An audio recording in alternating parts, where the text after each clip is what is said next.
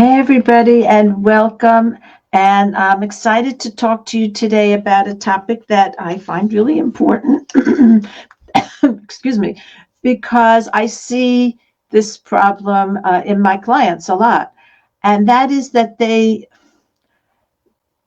just are overwhelmed with the amount of work they have to do. But even working hard, it doesn't really get them more results because they just don't get enough done. So it's a combination. The main thing is they're not getting enough done, but they're overworking to not get enough done. So, if you were not getting enough done and not working very much, well, that might be like, okay, I'll just get less done. But they're really working too hard and not getting enough done. And that's really affecting their business. Now, there are lots of different reasons for this. It's not something I can cover in 15 minutes, which is usually the length of these things.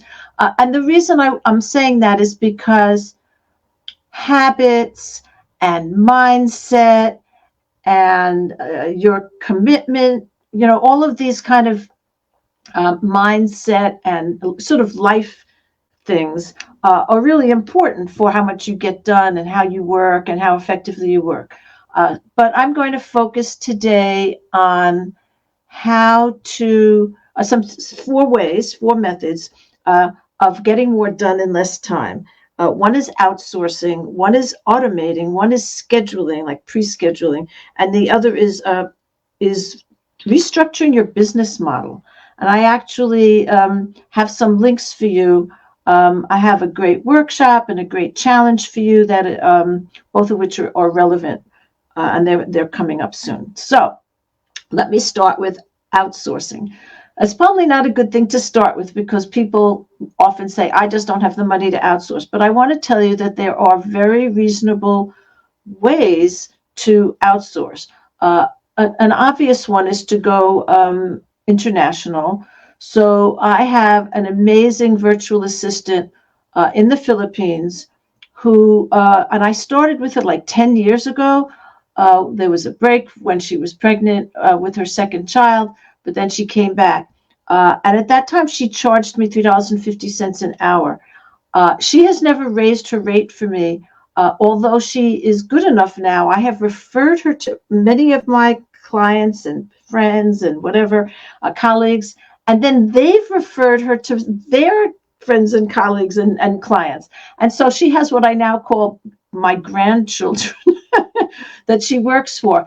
And she charges them between $5 and $8 an hour, and she's worth it. She has a college degree, but even that's very inexpensive. But the point is that you can get help very inexpensively abroad.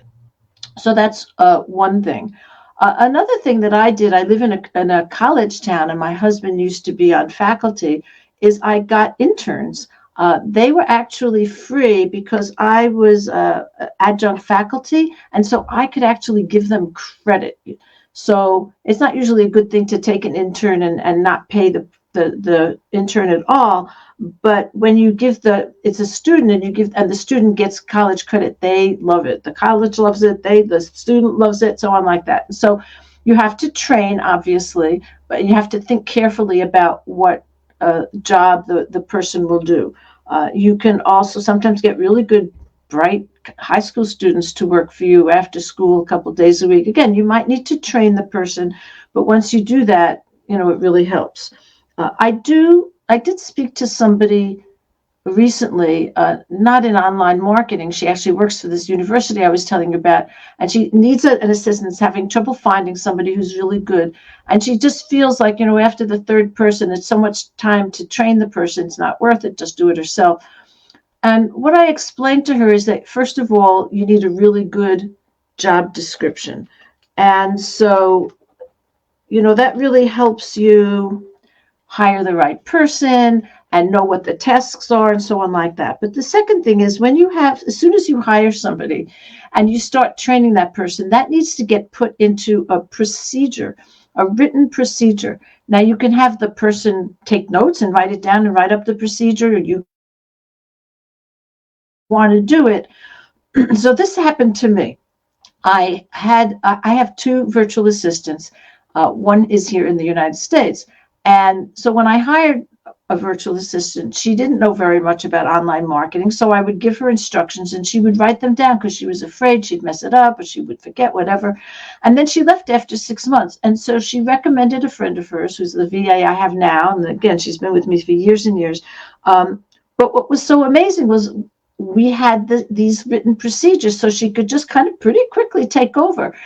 And now Monique creates her own procedures. Sometimes she's good enough now that I can ask her to do something. She'll figure out how to do it. And then I say, it has to be written in a procedure because you learned it, but I don't know it now. And I need to know it as well in case she's not around and I need to do something.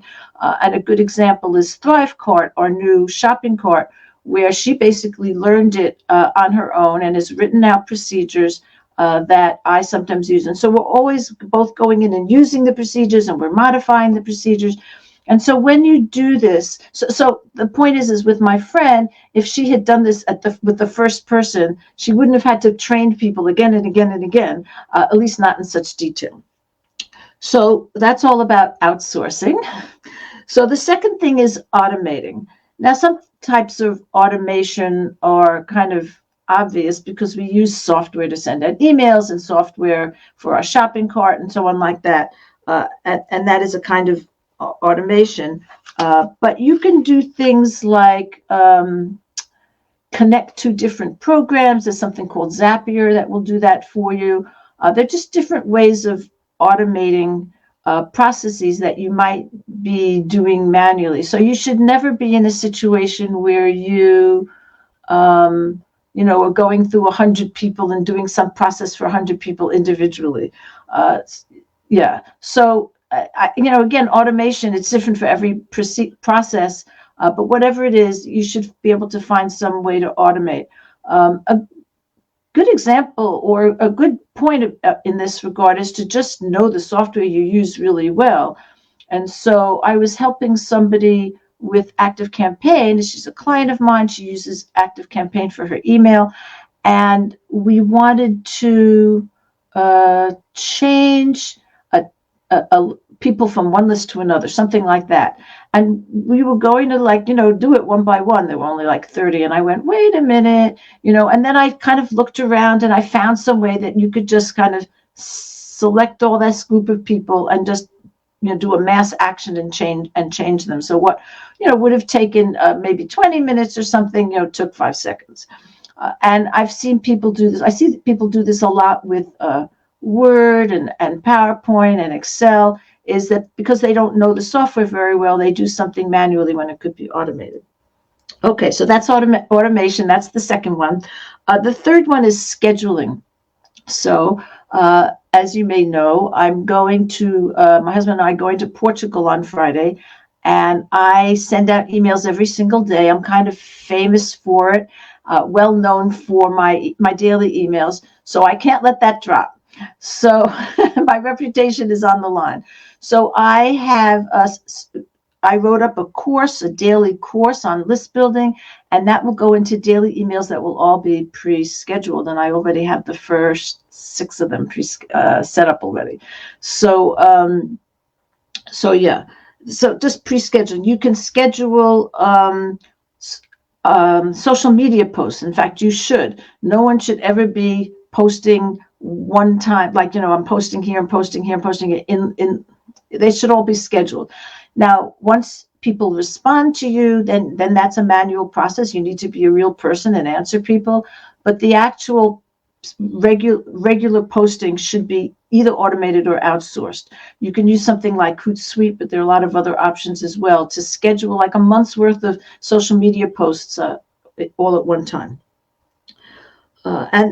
So that's about email and social media are the 2 big things where you schedule. And so finally, restructuring your business model. So I actually haven't spoken about this before in the context of getting more done. But for example, if you are doing a lot of one-on-one coaching, you can switch to a group coaching model, or maybe not switch, but add it on so that you can help more people in less time. And that makes a big difference. You generally make more money in less time when you do that. And so I have a challenge that's called Break Free from One-to-One. the link in here afterwards when I'm finished. So if you're there, wait for that. And and so in this challenge, the you're going to learn how to create what he calls a rolling enrollment group coaching program, where you coach a number of people at once at one time. And so that can make a really, really big difference in terms of how much time you spend. And one-on-one services can be very lucrative if you're good enough to charge a lot of money. But if you're not charging a lot of money for one-on-one, then it becomes a time sink. So a group program can really make a big difference. And the second thing is just productivity. So I have a colleague of mine is creating a workshop called Master Your Productivity. And it's a lot about, what is it that's actually holding you up? And, let's get past this and figure it out. And there are a lot of techniques. I mean, there's been a lot of research about productivity, obviously. And, what is it that helps people get things done? And a lot of the recent research has shown that it's not about willpower, but about making it easy. And I think this is a really important point. So a good example was a study that showed that if somebody wanted to go to the gym every day and they chose a gym that was less than 2 miles away compared to a gym that was more than 2 miles away, they went more often just because it was easy. And there was an example of somebody who, this was kind of a famous example because it was so funny. He wanted to get up and jog in the morning, go running in the morning, and it was just getting out was hard. And so he went to sleep in his jogging clothes, and he woke up and was like, okay, I'm ready. Me, I have to take a shower first. But at any rate, that was something that worked for him. And in other examples, there's been a lot of work around, exercise and not procrastinating and getting it done. And another example is doing it with a friend. So this is something that I use. I want to go for a walk every day, pretty much every day at 4:00. And so right now I have 4 friends over 4 days. I have Monday, Tuesday, Thursday, and Saturday set up where I have regular walking things with a buddy. And so we hold each other accountable to it. We feel bad if we have to cancel it. So that really helps. So anyway, I think that a productivity workshop will be really helpful for you as well. So so the 4 things are outsourcing, automating, scheduling, and restructuring your business model. Another point I want to mention about restructuring your business model is that there are a lot of different business models. And I know people who make multiple 6 figures creating a new product every month that's low priced. But I also know people who make multiple 6 figures who create basically one product, and it's like a course. They teach it once or twice a year. They do a big launch, and then the rest of the time they're pretty much free. So if you can sell higher priced products, then that's another business model that will save you time. You do less work and make sometimes more money or the same amount of money. Okay, let me know if you have any questions. Bye-bye, everybody.